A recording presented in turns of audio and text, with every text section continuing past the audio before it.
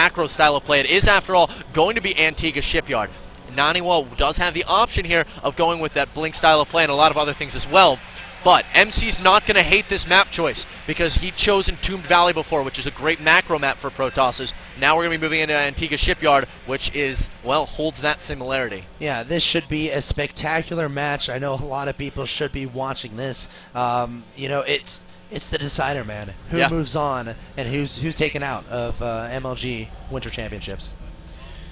I'm Kibbles, with me is Axel. Let's take you into this game. In the bottom right-hand corner, we have our blue Protoss player. Last game, completely outplaying his opponent with some immortal drops that were so well-timed. Axel, it was performed absolutely beautifully. MC, down here in the bottom right. Yeah, in the top left-hand location. Just lost that last game, but one might say it was one simple mistake that made that happen, which was pulling his army to the middle of the map, leaving his mineral line completely exposed and his Colossus completely just not scouting, not able to realize that Speed Prism was coming with two Immortals inside. He can definitely win this for sure if he plays it correctly. He is the red Protoss player, Naniwa from Quantic Gaming. Naniwa game one with some very intelligent play. His map choice here on Antigua Shipyard, really anxious to see exactly why he opts to go with it. Yeah, it's interesting. It's one of those standard maps, and the thing with this map in PvP, it's honestly not too out of the ordinary to see both Protoss players go up to 3 bases. Yeah. I would not be surprised to see that at all. However, at the same time, this main is pretty darn huge. Blink Stalkers can be very good here. So the question is, what tech choices do these players elect to go for? Is it going to be Blink Stalker? Is it going to be Colossi? Is it going to be Speed Prism Immortals? All of these are viable on this map, I feel. Yeah, but, like, I don't know. Natural expansion is also something to consider. Are they going to? Is their strategy going to be set on taking that? You know. So.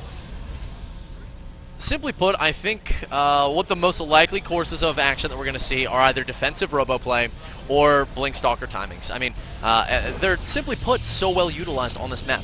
We're going to have to wait and see, though. Of course, the Naniwa pulling out a little trickery early on his Cybernetics core, getting a nice head start here. Did he happen to have opened with an 11 gate? I got to suspect that he may have here, because MC, his Cybernetics core, is substantially behind in terms of that warp gate. Now, it could simply have been a chrono boost as well. Right now, wow, what is that? Yeah, his Cybernetics core is just a good amount behind. I'm sorry, I was thinking that was warp gate tech. We've got second assimilator going down for both players. Naniwa a hint ahead in that regard as well once again, so definitely had to be an 11 gate opening here out of Naniwa that we did happen to miss. Once again, could be going for that style of trickery play that we saw early on, or simply could go for the 11 gate into 4 gate. He did grab a second gas here, but is currently only mining off it. No, throws 2 more probes on it. In fact, he is fully mining gas at this moment. What do you expect to see out of him here, Adam? Well, both these players relatively doing the same thing. I mean, we could see the income tab identical, the production tab kind of identical as well. Warp gate a tad ahead for the blue Protoss player, but nothing's too dramatic that will make any lasting impact on this game. So I'm wondering, man, we'll have to see. We're getting to that time where they're going to decide, okay, what am I taking up to? Am I getting a Robo? Am I getting a Twilight Council? What's going on there? Let's look at the probes of these two players. MC going around the left side, but the Stalker going to track that down. And the probe from Naniwa patrolling on the right side of the map here. So Naniwa going to have the probe advantage as far as having a probe on the map ready to do some damage. We do see both players transitioning now. We have a robotics facility going down for MC in the main base of Naniwa. 2 gateways have gone down. No robotics facility as of yet, however. So once again, MC with the tech advantage in terms of getting that timing down faster. Is it ultimately going to, you know, if we see the Immortal Drop playstyle again, if Naniwa is not careful with his army, could find himself in a lot of trouble. I'd like to see him play safe. Naniwa has a forward pylon in his opponent's third, has 3 gateways behind this, can warp in 3 Stalkers immediately. Robo just now finishing only 1 gate on the field for MC. No sentry on the field. Okay, sentry just now coming out. He needs a beautiful force field here, and he needs to delay it as much as possible because, you know, you put that force field down a little bit too early, and then the units can just get in. Naniwa should warp in some units here. Only warping in 1 Stalker. Where's the rest of your Stalkers, Naniwa? Where's the rest of your Stalkers, Naniwa? There's another one. Probably trying to get another those one. warp ins as quickly as possible. And he's going to push up here, but an Observer coming out for MC, not an Immortal. This could be a dreadful mistake. We'll have to see. It depends on micro here, Kibbles. Yeah, you know, well, MC had a beautiful timing with that sentry. It popped down at the absolute second that he needed it to prevent any units from getting up here onto the high ground. What would have been really dangerous if we had seen a pilot on the low ground and not that sentry pop out. So MC making sure his timings are absolutely crisp. But we do have from Naniwa the Twilight Council now finishing up in his main base. He's going to start that Blink. We were talking about the effectiveness of Blink on this map, or rather, excuse me, Naniwa's Twilight Council only halfway done at this point. Both players appear to be going for Blink tech, but Naniwa's behind once again in the tech regard. MC playing a little greedy here in terms of getting the tech very, very quickly, but doing a fantastic job of getting away with it. It's paying off for him, honestly. I mean, I thought Naniwa would hit a lot harder with that push, but, you know, not feeling confident enough to engage up the ramp of his opponent, and MC getting that robo so much sooner before his opponent. He's going to have Blink a lot sooner before his opponent as well, so MC definitely going to have a tad advantage here regarding tech. However, we can see the supply of Naniwa is a little bit ahead for him, so we'll have to keep an eye on what happens here, the true movements of these two players. If you get caught off guard when your opponent has Blink and you don't, you're going to be in a lot of trouble, but we might just see both these players eventually take expansions. Anything can happen at this point. Well, taking a look in the main base of Naniwa, he is chrono boosting that Twilight Council quite a bit, because it's very important that if MC goes for a Blink Stalker timing, Naniwa is prepared. But the reality is that MC has not yet moved out across the board, even though his Blink is completed in just a second here. Yeah, Naniwa's still quite a bit away. I want to see him keep chrono boosting that Blink. And Naniwa being very, very active about preventing probes from getting across the map. That's so important. Preventing that scouting information, preventing the ability of your opponent to throw down those forward pylons. But right now we see Naniwa retreating back with a Sentry and a Zealot, which means he wants to be aggressive with Blink Stalkers, adding on a Robotics Bay, not taking his expansion. Both of these players refusing to expand on Antigua Shipyard here, and both going for Blink Stalkers. Units count shows 13 to 10 in favor of MC, so Naniwa has to be careful if he decides to be aggressive with these Stalkers. He absolutely does. Axel. MC not teching at all right now, completely investing into these Blink Stalkers, whereas Naniwa, first off, making an Immortal. Second, he's got a Colossus, Robotics Bay going down in order to make these Colossus. Now, we could see him go for some defensive sort of playstyle if a Nexus does go down, but in fact, a Nexus drops down for MC. Now, he has Blink Stalkers, so he has the mobility to defend against these, but he is in a little bit of danger here to some pressure based on this Robotics tech. Yeah, I'm trying to think about this. Naniwa not yet putting down that Nexus. Did he make a Colossus yet? I don't see one on the field. Okay, one Colossus in production. But you have to ask yourself, can MC maneuver correctly? Is Naniwa going to push? Like, some people, they put that Colossus down, like, okay, the Colossus, that's going to be my safety. I'm going to get the Colossus out, and then I'm going to expand because I have the safety of having those Colossus in my army, especially on this map. It's hard to engage up the natural expansion of your opponent if he has Colossus. So perhaps Naniwa's going to do that. We'll have to wait and see. MC right now with those Blink Stalkers, just trying to get in a position where he can try to surprise his opponent, because he does have the superior Stalker count at this point in the game.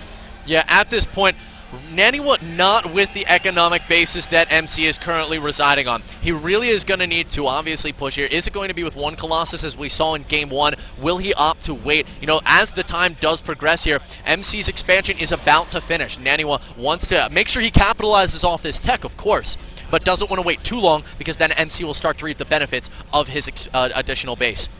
Yeah, Naniwa advancing to the middle of the map here, a very tense situation. Is the probe going to move out? It doesn't look like it. Naniwa even adding on an additional gateway, might just stop at 2 Colossi and spend the rest of his resources on reinforcing his army with those 4 gateways that he's going to have on the field.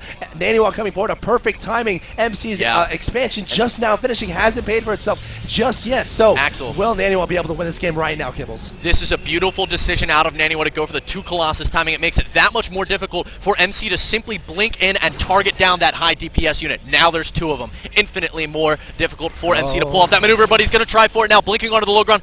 Doesn't manage to cut off any forces, however, a nice maneuver there by Naniwa blinking out. He needs, the Colossus is the most important unit in this composition. He needs to keep that alive. MC at the same time needs to try to target fire down that Colossus. Naniwa coming forward. The Zealots being taken, kept back for a little bit. Force field's going down from MC. Naniwa needs to try to crush those. Another Colossus coming from the north. Does Naniwa have enough to take out MC and eliminate him from MLG 2012 Winter Championships? It might be enough, but MC blinking forward, taking down the Colossus. It's so hard to tell. Kibbles. The spread from MC is beautiful right now. This Colossus not getting to do the splash damage, but overall, MC didn't appear to have enough units there. Ultimately had to blink up into his main base, and now MC is at danger of losing this expansion. Oh, no. The Naniwa needs to be absolutely paying full attention to this Colossus right now, because he can't let it get targeted down. The Immortal joins the battle, and that's going to add a lot of DPS to this army for MC. The Colossus goes down, and the Immortal making all the difference in this engagement. The Nexus very much still alive. Income tab shows 27 and Harvesters. Observer gets taken down. I don't think either player is too preoccupied about that. However, the high ground vision should be pretty important. Naniwa warping in more and more units. He's not done. He's going for it. Needs to target down that Immortal. Zell is coming forward from MC. Targeting down that Immortal is Naniwa. Going to take that down. Will that be enough to take down MC? Zell is doing a decent amount of damage to the units of Naniwa. I think Naniwa might have it here. Has a supply advantage. 51 to 41 kibbles. Axel, the fourth gateway of Naniwa, making all the difference right now, throwing that in, proving to be a beautiful decision. Naniwa, will he blink onto the high ground? No, he will! Immediately going to target down these Stalkers of MC, and MC with the exact same number of gateways. 7 Stalkers, 8, we have a massive number of Stalkers here for Naniwa, and I think MC has to GG. Naniwa, 2-1 over MC. What a phenomenal series. Axel Toss, that was an incredible best-of-3 series there between our Master Korean MC and the Quantic Gaming's player Naniwa, playing absolutely beautifully. And that fourth gateway, I can't stress it enough, made such a difference there for Naniwa to be able to reinforce. What happened was he made those 2 Colossus and then he stopped, relying on the 4 gateways for the reinforcements. Because think about it, if you're making more Colossi, they have to walk all the way across the map to reinforce. You can't have that happen when a PvP battle is decided in seconds. You need units right there. You need to take advantage of your forward pylons. Naniwa did just that, able to take down MC, not convincingly though. That was a great series. Naniwa's going to move on in the MLG Winter Championships 2012. MC is going to fall. Guys, you just witnessed MC versus Naniwa. I'm sure you enjoyed it as much as we did. I am Kibbles. I'm Axel. Don't go anywhere. More games coming up. This is Championship Sunday 2012 Winter Championships in Columbus, Ohio. Stay tuned.